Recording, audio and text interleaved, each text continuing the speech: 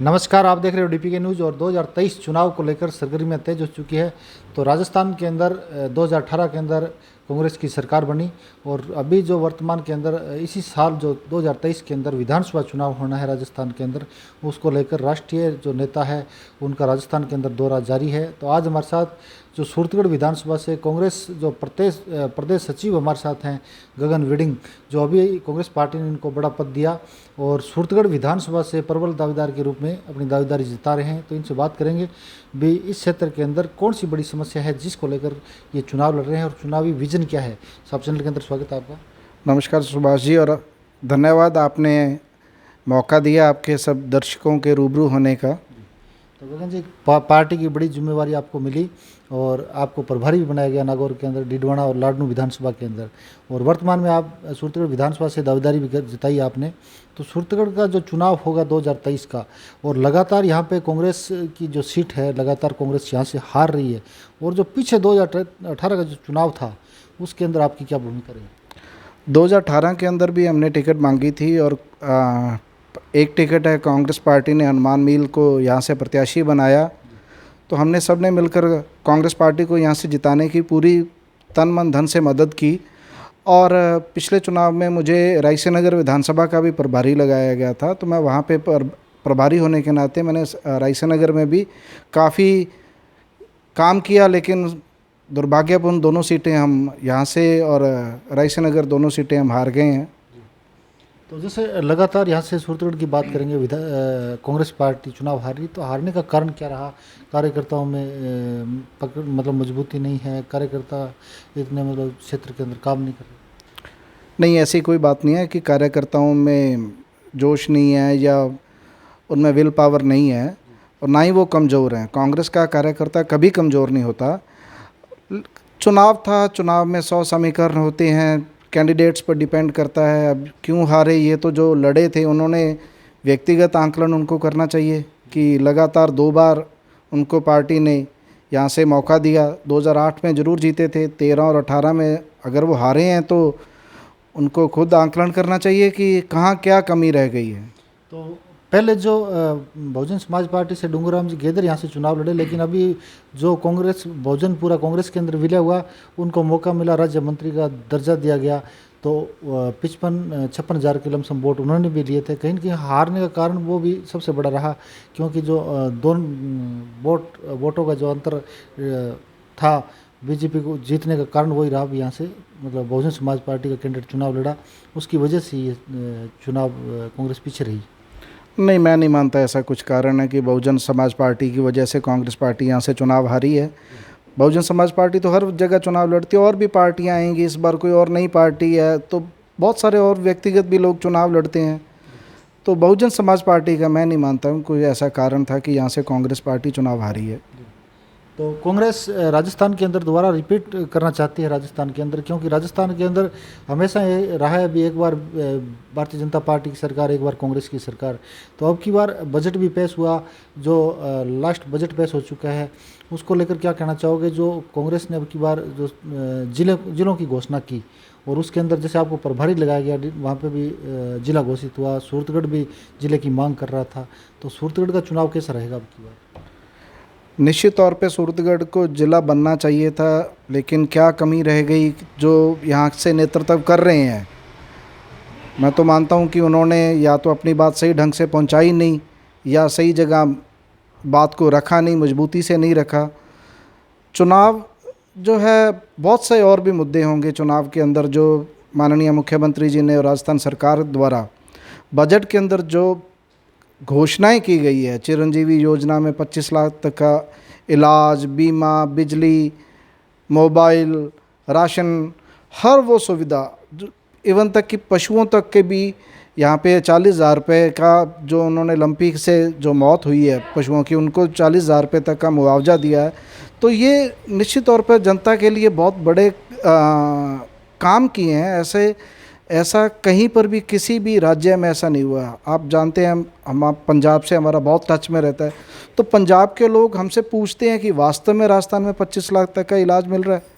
तो ये एक ऐसा बजट मुख्यमंत्री जी ने दिया है राजस्थान सरकार द्वारा कि कोई भी व्यक्ति, चाहे वो कांग्रेस का है, चाहे बीजेपी का है, चाहे बहुजन का है, चाहे किसी भी पार्टी से संबंध रखता है या नहीं रखता है, जो राजस्थान का वासी है, हर व्यक्ति को कहीं ना कहीं कोई ना कोई सुविधा इस बजट के माध्यम से ज़रूर मिल रही है। तो जैसे इस विधानसभा 2018 के चुनाव के बाद में जैसे पंचायती राज की बात करेंगे, कांग्रेस का यहाँ से जिला प्रमुख बने और पंचायत समिति के अंदर प्रधान यहाँ से जो कांग्रेस के बने, तो इस चुनाव के अंदर आपकी क्या भूमिका रही पंचायत समिति चुनाव के अंदर?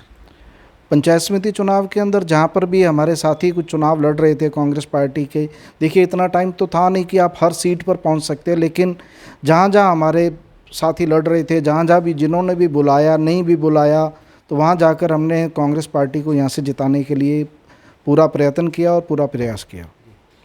तो जैसे आपका क्या विजन रहेगा सूरतगढ़ के अंदर अगर मौका मिलता है, युवा हो आप, तो कहीं न कहीं जैसे सूरतगढ़ की बात करेंगे तो सूरतगढ़ के अंदर क्या समस्या नज़र आई? आप क्षेत्र में जा रहे हो, भी अभी तक वो समस्या का समाधान नहीं हुआ। देखिए, युवा होने के नाते मैं सबसे पहले, अगर मुझे मौका मिलता है तो मैं शिक्षा के क्षेत्र में सुधार करने का पूरा प्रयत्न करूँगा, क्योंकि अगर नींव मजबूत होगी तो निश्चित तौर पर इमारत मजबूत होती है। तो स्कूली शिक्षा यहाँ पर है, उसको मजबूत करने का काम करेंगे। यहाँ पर राजियासर के अंदर, सूरतगढ़ के अंदर, जैतसर के अंदर अभी जहाँ तक मुझे लगता है कि 4 कॉलेज और चाहिए, क्योंकि आपको पता है कि यह शिक्षा का हब बन चुका है सूरतगढ़। तो यहाँ पर जो बाहर से भी विद्यार्थी आके कोचिंग ले रहे हैं, वो भी यहाँ पे एडमिशन लेते हैं, तो उनकी उस वजह से हमारे यहाँ के बहुत सारे छात्रों को एडमिशन नहीं मिल पाता। तो मेरी शिक्षा, स्वास्थ्य और पानी बजट के माध्यम से ज़रूर मिल रही है। तो जैसे इस विधानसभा 2018 के चुनाव के बाद में जैसे पंचायती राज की बात करेंगे, कांग्रेस का यहाँ से जिला प्रमुख बने और पंचायत समिति के अंदर प्रधान यहाँ से जो कांग्रेस के बने, तो इस चुनाव के अंदर आपकी क्या भूमिका रही पंचायत समिति चुनाव के अंदर? पंचायत समिति चुनाव के अंदर जहाँ पर भी हमारे साथी कुछ चुनाव लड़ रहे थे कांग्रेस पार्टी के, देखिए इतना टाइम तो था नहीं कि आप हर सीट पर पहुँच सकते, लेकिन जहाँ जहाँ हमारे साथी लड़ रहे थे, जहाँ जहाँ भी जिन्होंने भी बुलाया, नहीं भी बुलाया, तो वहाँ जाकर हमने कांग्रेस पार्टी को यहाँ से जिताने के लिए पूरा प्रयत्न किया और पूरा प्रयास किया। तो जैसे आपका क्या विजन रहेगा सूरतगढ़ के अंदर अगर मौका मिलता है, युवा हो आप, तो कहीं न कहीं जैसे सूरतगढ़ की बात करेंगे तो सूरतगढ़ के अंदर क्या समस्या नज़र आई? आप क्षेत्र में जा रहे हो, भी अभी तक वो समस्या का समाधान नहीं हुआ।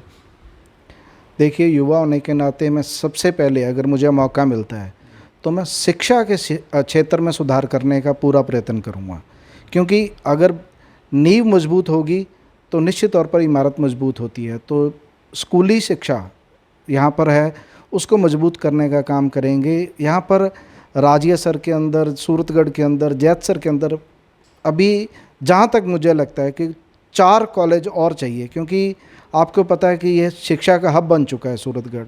तो यहाँ पर जो बाहर से भी विद्यार्थी आके कोचिंग ले रहे हैं, वो भी यहाँ पे एडमिशन लेते हैं, तो उनकी उस वजह से हमारे यहाँ के बहुत सारे छात्रों को एडमिशन नहीं मिल पाता। तो मेरी शिक्षा, स्वास्थ्य और पानी, ये सारे मुद्दे मेरे लिए बहुत प्राथमिक, क्योंकि मैं खुद एक किसान परिवार से आता हूँ, तो मुझे पता है कि पानी के लिए और किसानों की क्या समस्याएं हैं। जैतसर को नगर पालिका बनने का है, यहाँ पे हमारे राजियासर को एक तहसील बनने का है, और सबसे बड़ी बात जो मैं मानता हूँ कि पंचायतों में अगर विकास करवाना है तो पंचायत समिति का एरिया बहुत बड़ा है। सारी सूरतगढ़ पंचायत समिति जो है बहुत बड़ा क्षेत्र पड़ जाता है, तो मुझे लगता है कि यहाँ पर पंचायत समितियों की भी 2 की ज़रूरत है। तो गगन जी, बड़ी जिम्मेवारी मिली आपको, तो उधर जो आप प्रभारी भी लगाए गए और इधर आप दावेदारी भी कर रहे हो, तो दोनों जिम्मेवारियाँ कैसे निभाओगे, कैसे निभा पाओगे ये? देखिए, जिम्मेवारी मिली है पार्टी ने, और आप मुझे डीडवान और लाडनू 2 विधानसभाएं दी गई हैं। जितने भी दोनों में कांग्रेस के विधायक हैं वर्तमान? दोनों में कांग्रेस के विधायक हैं, और हमारे यूथ कांग्रेस के पुराने साथी हैं वो दोनों। और आप ताज्जुब करोगे कि जितने भी प्रभारी सचिव हैं, मोस्टली सबको 1 विधानसभा दी गई है, और बहुत सारे कम लोग हम मेरे जैसे जिनको 2-2 विधानसभाएं दी गई हैं। तो मैंने पूछा कि मैंने कहा साहब, मेरे को 2 क्यों दी गई, और इतनी दूर भी है कि हमें पता है कि तू काम कर सकता है, तो दोनों जगह मैनेज कर सकता है, भाग दौड़ कर सकता है, युवा है, तो दोनों जगह वहाँ पर भी मैं, और आप मानोगे नहीं, मैं अभी तक 3 बैठकें ले चुका हूँ और एक चौथी बैठक कल और शुरू होने वाली है वहाँ पर। तो 1 महीने के अंदर 4 बैठकें तो मैं वहाँ पर दोनों विधानसभाओं में 4-4 बैठकें ले चुका हूँ, 3-3, चौथी कल लेनी है। और उसी तरह क्षेत्र में भी वहाँ से भागते हैं, यहाँ पर अपने क्षेत्र में जितना हो सकता है लोगों के बीच में रहने का प्रयास करते हैं। और अगर पार्टी के लिए वहाँ पर भी कोई जिम्मेवारी, जब भी कोई ना कोई आदेश होता है, क्योंकि हमें रोज़ तो वहाँ रहना नहीं होता, कोई बैठक के लिए पीसीसी से कोई निर्देश आता है तो हम जाकर वो पूरा करके आते हैं। तो गगन जी, दल बदलना सबसे बड़ी बात करेंगे सूरतगढ़ की। तो दल जो जनता मौका देती है, कई बार अगर कांग्रेस को मौका दिया अपने नगर पालिका के अंदर, चेयरमैन ने भारतीय जनता पार्टी ज्वाइन की, तो जनता का जो फैसला था कहीं न कहीं उसको ताक पर रखा गया। तो अगर मौका मिलता है तो कभी पार्टी भी बदलने का मन बनेगा? देखिए, ऐसा कुछ नहीं है। और यहाँ से सूरतगढ़ से लगभग 15 दावेदार के दावेदारी पेश की है। मेरा परिवार एक ऐसा परिवार है और 1-2 लोगों का और, जिन्होंने कभी भी कांग्रेस पार्टी नहीं छोड़ी, ना किसी और दल के अंदर गए हैं। अगर आप दूसरे शब्दों में कहें तो 1-2 जनों को जो हैं, जो दावेदार 15 में से, हम 1-2 जाने ही ऐसे हैं जो मूल रूप से कांग्रेसी हैं, जिन्होंने कभी आज तक किसी भी दूसरी पार्टी के अंदर शामिल होना तो क्या सोचा भी नहीं है। बहुत सारे ऑफ़र आते रहते हैं, मिलते रहते हैं, क्योंकि अब यहाँ से बहुत सारे लोग कांग्रेस छोड़कर बीजेपी में गए हैं, कोई आम आदमी में पंजाब में गया है, तो संबंध तो रहते ही हैं। लेकिन कई बार कहते भी हैं, ऑफ़र भी आता है, लेकिन कभी ऐसा ना कभी मन है, ना था और ना कभी होगा। तो जैसे चुनाव की बात करेंगे, इससे पहले भी आपने कोई चुनाव लड़ा राजनीति के अंदर, मतलब पहला चुनाव कौन सा है आपका? मेरे पिताजी एक बार सरपंच रहे हैं, 2 बार पंचायत समिति के डायरेक्टर रहे हैं। चाचा जी मेरे सरपंच रहे हैं, पहले यूथ कांग्रेस के भी अध्यक्ष रहे हैं। मैंने मेरा राजनीतिक जीवन यूथ कांग्रेस के ब्लॉक उपाध्यक्ष से शुरू किया। फिर राहुल जी गांधी द्वारा जो हमारे यूथ कांग्रेस के अंदर चुनावी सिस्टम चालू किया गया कि आम साधारण परिवार का जो बच्चा है, व्यक्ति है, युवा है, वो चुनाव के माध्यम से अपनी ताकत दिखाकर उस पद पर पहुंचे और वो अपनी राजनीति की शुरुआत करे। तो मैंने 2010 के अंदर युवा कांग्रेस का विधानसभा का चुनाव लड़ा, उसमें मैं उपाध्यक्ष रहा। फिर 13 के अंदर मैं अध्यक्ष बना, दोबारा चुनाव हुए। मैंने पार्टी के लिए, यूथ कांग्रेस के लिए काम किया। मुझे प्रमोट कर गंगनर लोकसभा का अध्यक्ष बनाया गया और फिर जिलाध्यक्ष का सिस्टम आया तो मुझे प्रमोट करके जिलाध्यक्ष बनाया गया। तो जैसे आपकी एजुकेशन की बात करेंगे तो कहाँ तक पढ़ाई कर रखी है? मैंने ग्रेजुएट कर रखी है खालसा कॉलेज गंगानगर से।